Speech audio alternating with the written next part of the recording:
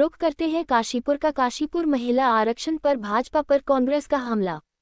बिजली कटौती और भी अव्यवस्था पर कांग्रेस का प्रहार। काशीपुर की वरिष्ठ कांग्रेस नेत्री व जिला अध्यक्ष अलका पाल ने महिला आरक्षण बिल को लेकर भाजपा पर तीखा हमला बोला है।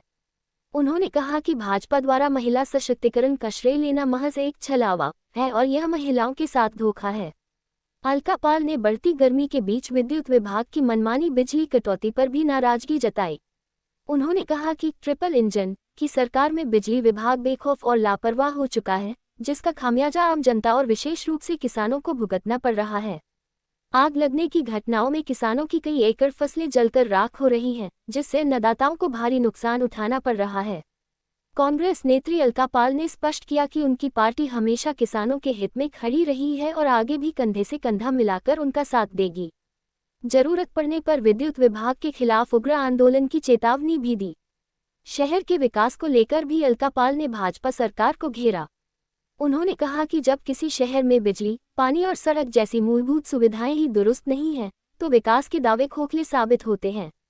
उन्होंने काशीपुर रामनगर रोड और आरओबी का उदाहरण देते हुए कहा कि जमीनी हकीकत देखने के लिए जनता खुद मौके पर जाए, सच्चाई सामने आ जाएगी।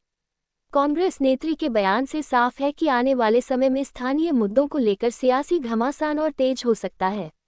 सुनते हैं इनकी मुंह की जुबानी। रिपब्लिक क्राइम न्यूज 24 से महबूब अली की खास रिपोर्ट। खासकर एक मुद्दा बना हुआ है महिला आरक्षण। इस तरीके की बहस चली महिला आरक्षण पर, क्या कहना है? देखिए, भाजपा जिस महिला आरक्षण को लेकर के महिलाओं को सशक्त करने का क्रेडिट ले रही है, ये सरासर एक छलावा और महिलाओं के साथ धोखा है। 2023 में जो महिला आरक्षण बिल लाया गया, आप सभी को मालूम होगा, उस 2023 के महिला आरक्षण के बिल में कांग्रेस के सहित तमाम विपक्षी पार्टी ने अपना पूर्ण समर्थन दिया था।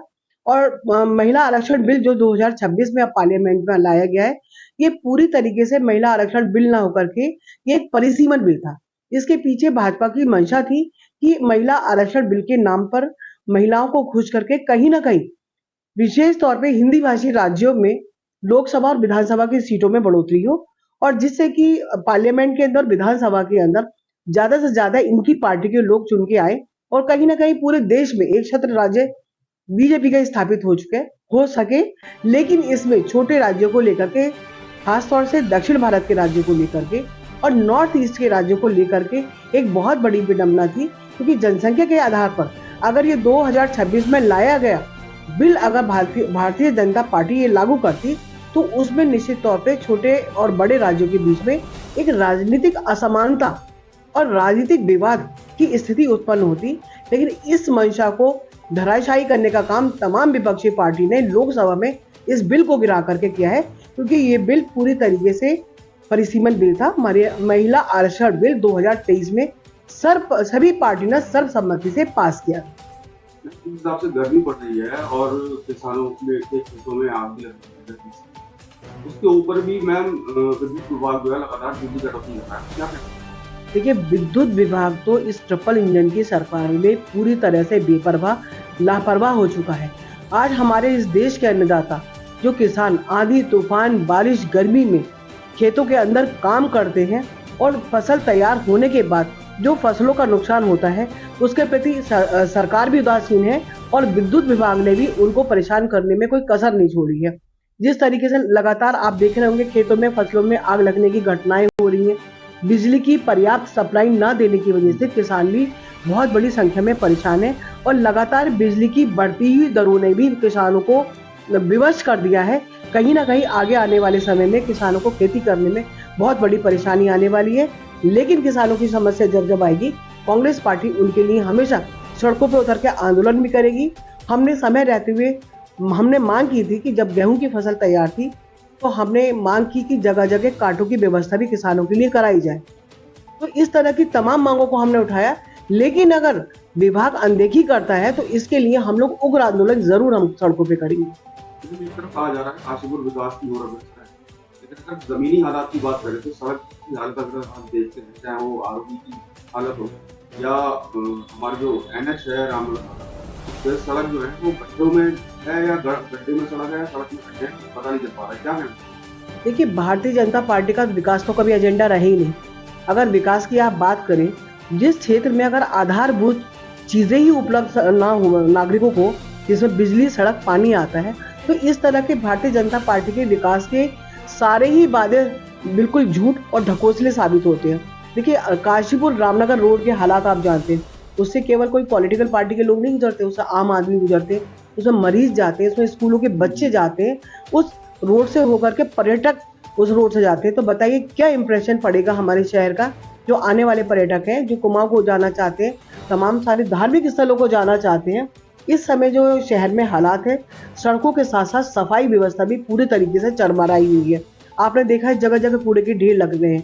कुछ समय के बाद जब बरसातों का टाइम आएगा तो इन कूड़ों के ढेर के कारण, इस गंदगी के कारण और जल भराव के कारण आगे आने वाले समय में तमाम तरह की बीमारियां भी होंगी। ये इस समय सरकार की और निगम की घोर लापरवाही भी हो रही है। इसके लिए हमने समय समय पर मांग भी उठाई है, लेकिन हम पूरी तरह से प्रतिबद्ध हैं। अगर आप नागरिकों को अगर आधारभूत आवश्यकताएं पूरी नहीं कर सकते तो इस तरह का क्रेडिट लेना भारतीय जनता पार्टी के द्वारा पूरा का पूरा झूठ का पुलिंदा है। मैम अभी कुछ समय पहले कांग्रेस पार्टी द्वारा जो है काशीपुर स्टेशन पर एक धरना प्रदर्शन किया और स्टेशन मास्टर को ज्ञापन सौंपा, उसके बारे में क्या कहते हैं, क्या उस पर कोई कार्रवाई हुई? बहुत लंबे समय से काशीपुर क्षेत्र के लोगों को रेलवे से संबंधित कई समस्याओं का सामना करना पड़ा था। देखिए एक तो सीधी हमारी राजधानी से कोई कनेक्टिविटी नहीं है। हमने जो वंदे भारत ट्रेन हमने मांग की थी कि काशीपुर से उसको भी चला जाए। तमाम सारी जो ट्रेनें बंद हुई उनको शुरू करने की भी बात हमने स्टेशन मास्टर जी को ज्ञापन के माध्यम से कही, और हमने ये भी कहा कि कुछ गाड़ियों में अगर नई गाड़ी चलाने की उपलब्धता नहीं हो तो आप उसमें एक्स्ट्रा कोच लगाइए। आप उसके अंदर सीसीटीवी की जो सुरक्षा की दृष्टि से सीसीटीवी और जो मेटल डिटेक्टर है, जब रेलवे स्टेशन में कोई भी व्यक्ति प्रवेश करे तो मेटल डिटेक्टर से उसकी चेक भी होनी चाहिए। सीसीटीवी कैमरे भी पूरे मुस्तैदी से काम करें। साथ ही साथ जो आपने देखा होगा यात्रीगण अपना सामान के साथ लेके आते, तो अभी लिफ्ट की व्यवस्था सुचारू रूप से नहीं शुरू की गई है। तो तमाम सारी समस्याओं का रेलवे स्टेशन पे लोगों को सामना करना पड़ा था। हमने सारी मांगों को प्रतिबद्ध बिंदुवार तरीके से ज्ञापन में रखा।